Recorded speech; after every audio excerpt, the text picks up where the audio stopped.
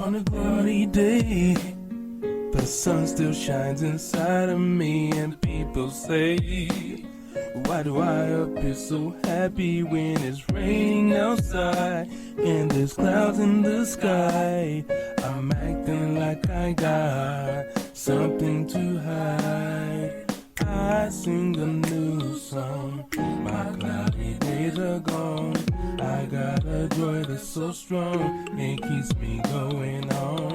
This joy I have, the world can't take away. His rain refreshes me from day to day.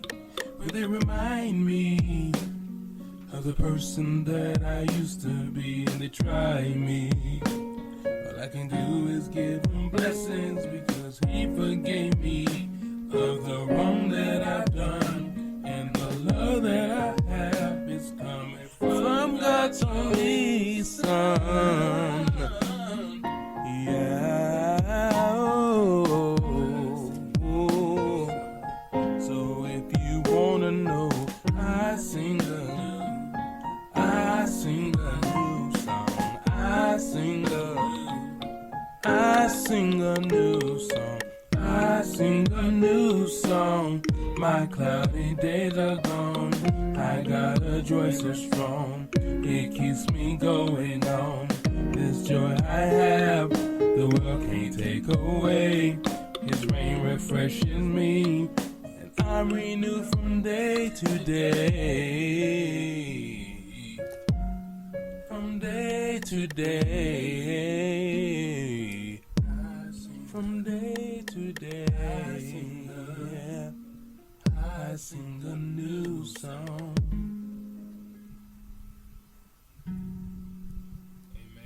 I sing a new song. Amen. Well, I want to thank you for joining me once again to delve into the Word of God. I thank you for being with me and listening to the songs and listening to the Word of God, and I welcome your comments, and I welcome your prayers. So will you pray with me as we get into the Word of God today? Dear Heavenly Father, Lord God, I thank you for those that are listening, Lord God. I thank you for your word. I thank you for your peace. I ask, Lord God, that you'd go before us, lead us, and guide us. Let the very words of our mouth, the meditation of our heart be acceptable and holy in thy sight. For, Lord God, you are our strength, and you are our Redeemer, Lord God. Lord God, let us live the life we sing about. Let us live the life we preach about. Let us live the life, Lord God, that we proclaim. In Jesus' name, we thank you, Lord God. We thank you for your word. It's in Jesus' name we come. Amen. Amen.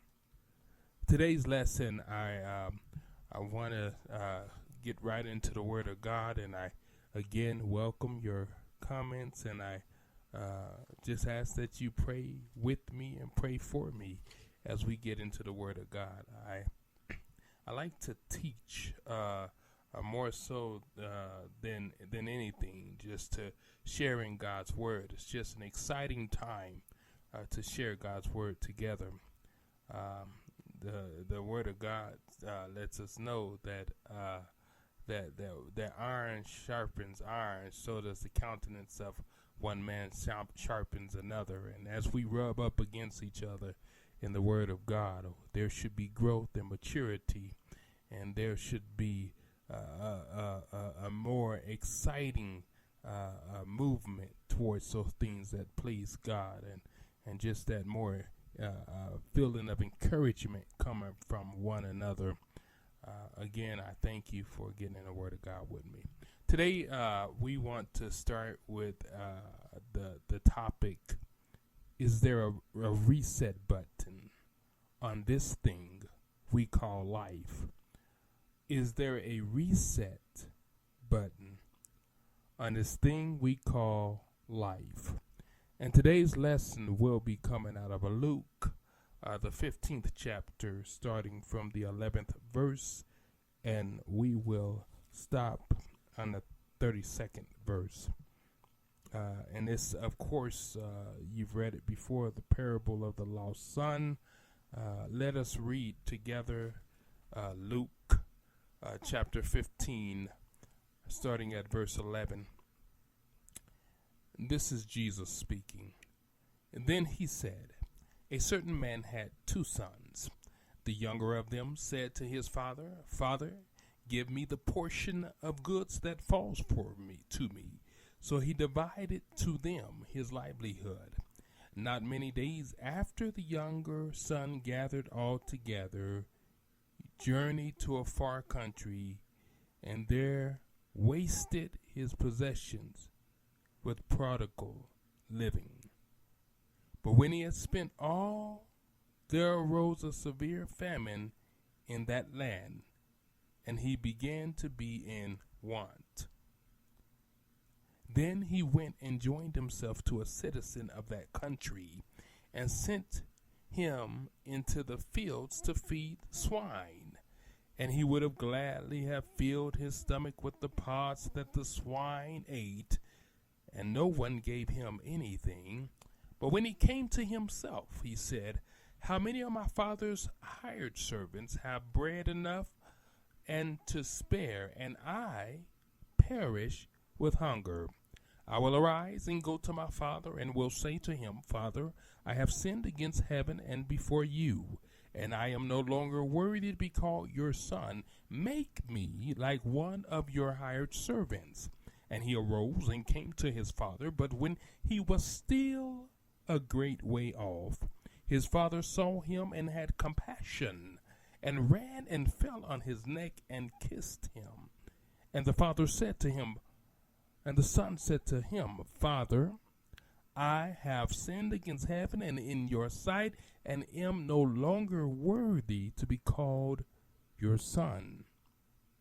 But the father said to his servants, bring out the best robe and put it on him. Put a ring on his hand and sandals on his feet, and bring the fatted calf here and kill it, and let us eat and be merry. For this my son was dead and is alive again. He was lost and is found. And they began to be merry. Now his older son was in the field, and as he came and drew near to the house, he heard music and dancing. So he called one of the servants, asked what these things meant. And he said to him, your brother has come, and because he has received him safe and sound, your father has killed the fatted calf. But he was angry and would not go in. Therefore his father came out and pleaded with him. So he answered and said to his father, lo, these many years I've been serving you. I've never transgressed your commandment at any time, and yet you never gave me a young goat that I might make merry with my friends. But as soon as this son of yours, who has devoured your livelihood with harlots, you killed the fatted calf for him? And he said to him, son, you are always with me, and all that I have is yours. It was right that we would make merry and be glad, for your brother was dead and is alive again, and was lost and is found. Amen. May the Lord add a blessing to the reading and the hearing of his word. The prodigal son. Starting with the topic, is there a reset button on this thing called life?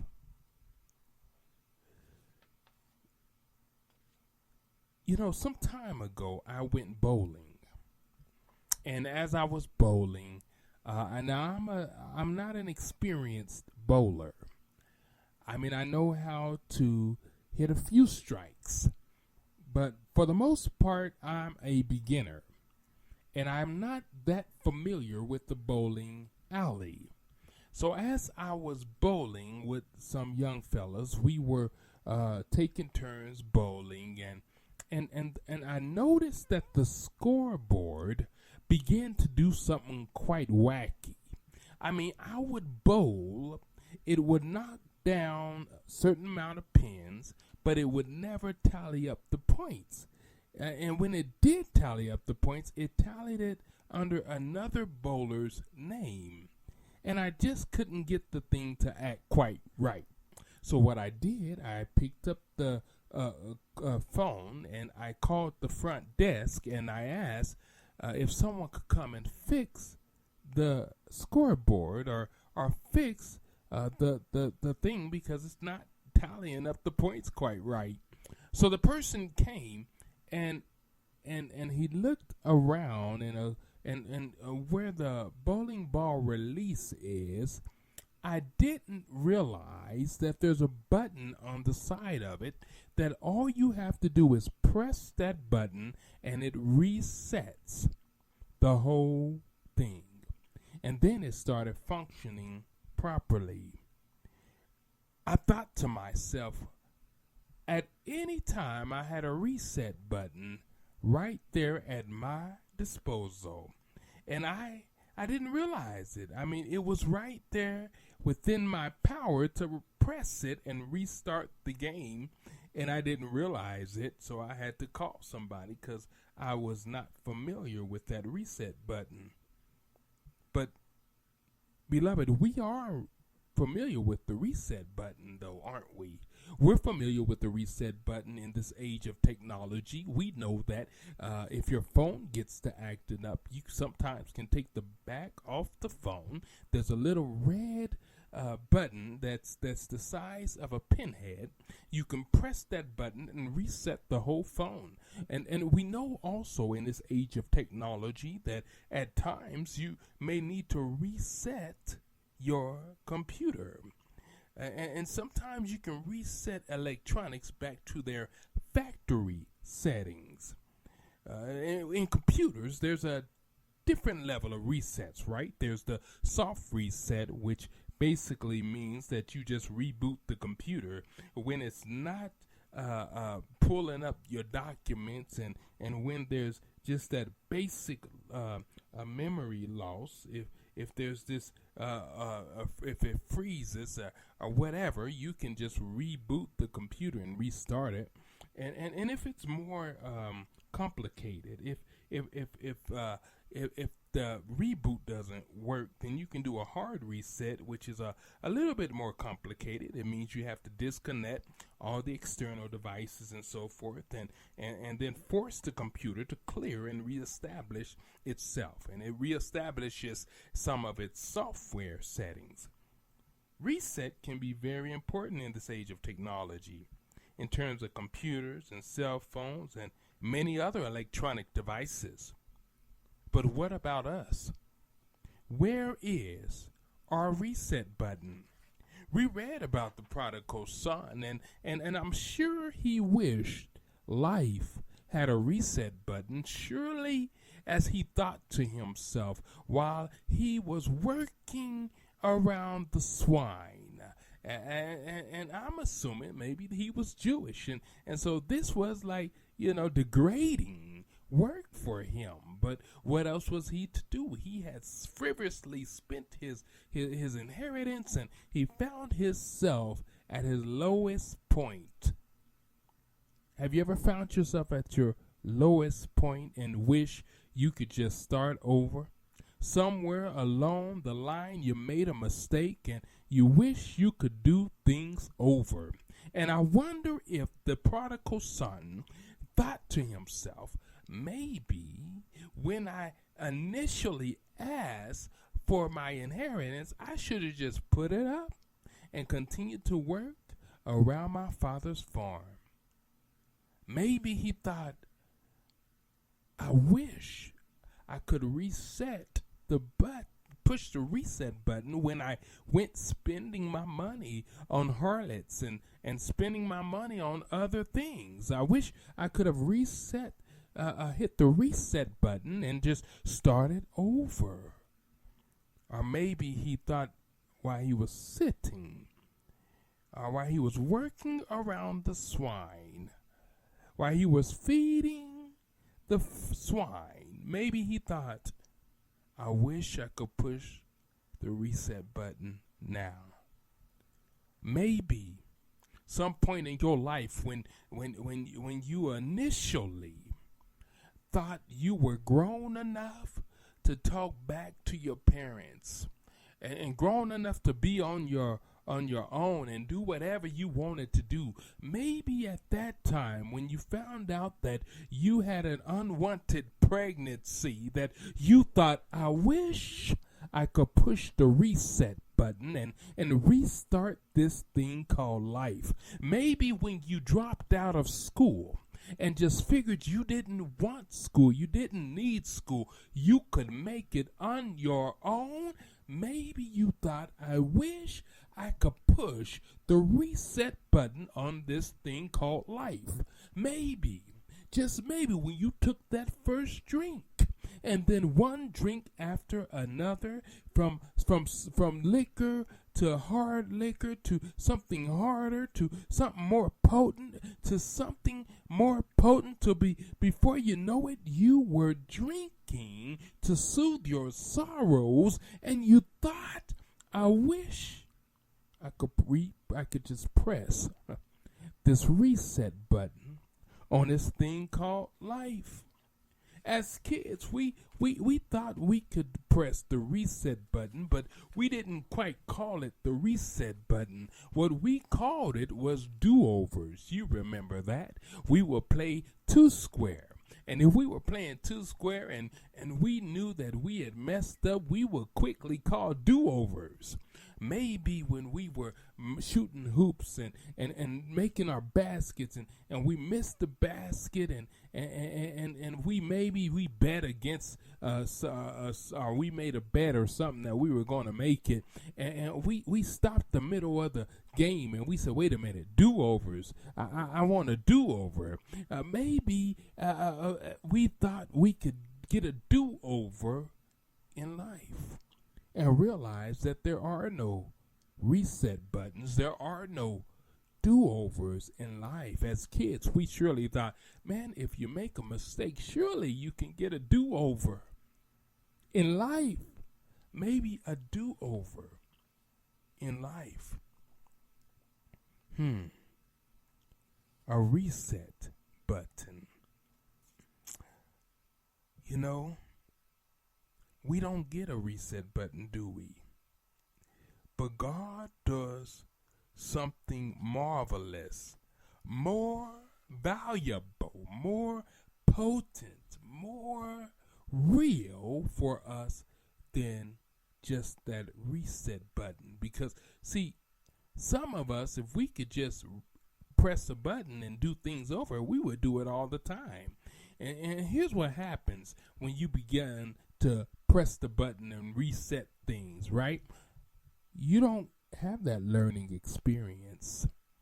Maybe that's why God didn't let us have that reset button. There's this thing that it's interesting. People think they can that there's reincarnation. That's a thought that, let's press the reset button and do it over. But you can't do it over. You got one time to live this life. We're all moving from birth to death and either to eternal life with Jesus Christ or eternal damnation. So you don't get the reset button. You have that dash in the middle. And that dash in the middle has to count. How you live your life today will determine your tomorrow. How you live your life today will determine your tomorrow. So, beloved, it's not a reset that we go through, but what we go through is a redefining, because we have been changed by the power of God when we give our lives to Jesus Christ. Our lives have a new meaning. There's a redefining. We move out of the category from death to life, like the Father said about his son. My son was dead, now he's alive. He was lost, and now he's found. He has been redefined. He has been renewed. He has been refreshed. And behold, he is new now. Whatever he went through, whatever he journeyed through, whatever his path was to get here, he went through it. And almost like a baptism, if you can go with me here. When you get baptized, it's a symbol of laying down the old and coming up new. It's a symbol of not resetting your life, but of washing your sins away and living a new life in Jesus Christ. Amen.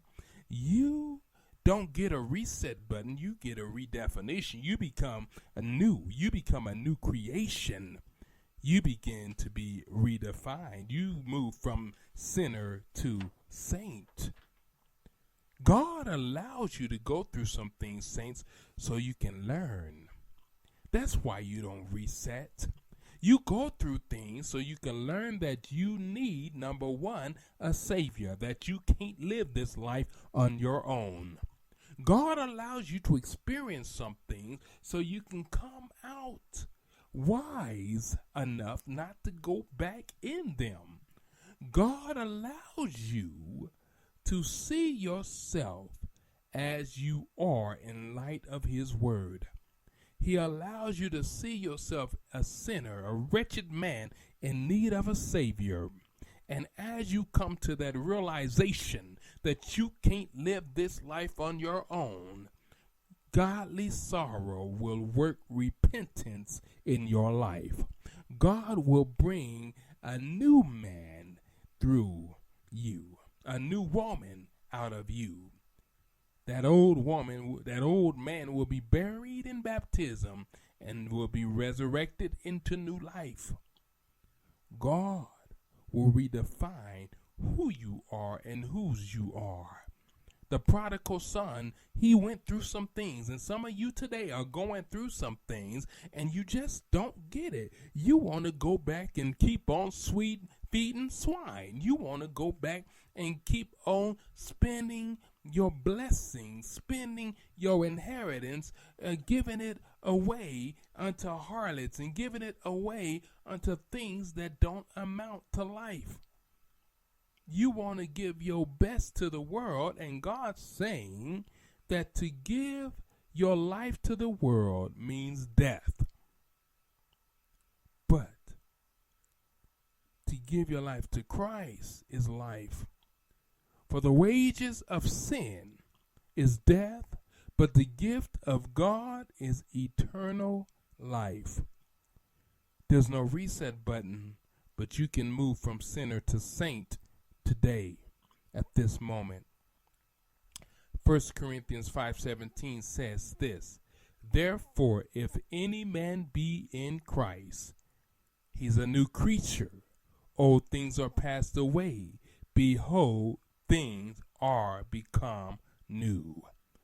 There's no reset button, but there's a renewed life. 1 John 3, starting at verse 1, says, Behold, what manner of a love the Father hath bestowed on us, that we should be called the sons of God. Therefore the world knoweth us not, because it knew him not. Behold, now are we the sons of God, and it doeth not yet appear what we shall be, but we knoweth that when he shall appear, we shall be like him, for we shall see him. Who's him? Jesus. We shall see Jesus as he is. Reset. Is there a reset button on this thing called life? No. But there's a renewal, there's a refreshing, there's deliverance. And there's a rebirth. You don't reset your life. Whatever you've done in the past, some of us will suffer some of the consequences, but God will make you a new man, and he will show you mercy. He will show you grace. Even in the stuff that you've done in your past, God will still show you his mercy. And he has shown you his mercy. If you're still breathing today, you should have been dead and gone sleeping in your grave. But God showed you his mercy. And you ought to give him glory. You ought to thank God for all that he has done, because he has given you a chance to have new life. God is making you new. He's making you a new man, a new woman in Jesus Christ. All you have to do is believe and receive the Lord Jesus Christ as your Savior, and you shall be born again. Amen. Let me pray with you. Dear Heavenly Father, Lord God, I thank you for your word. Pray that you lead us and guide us to make us the man and women you called us to be. Let those words, Lord God, penetrate the very depths of our heart, that we may produce good works, Lord God, for your glory. It's in Jesus' name we come. Amen.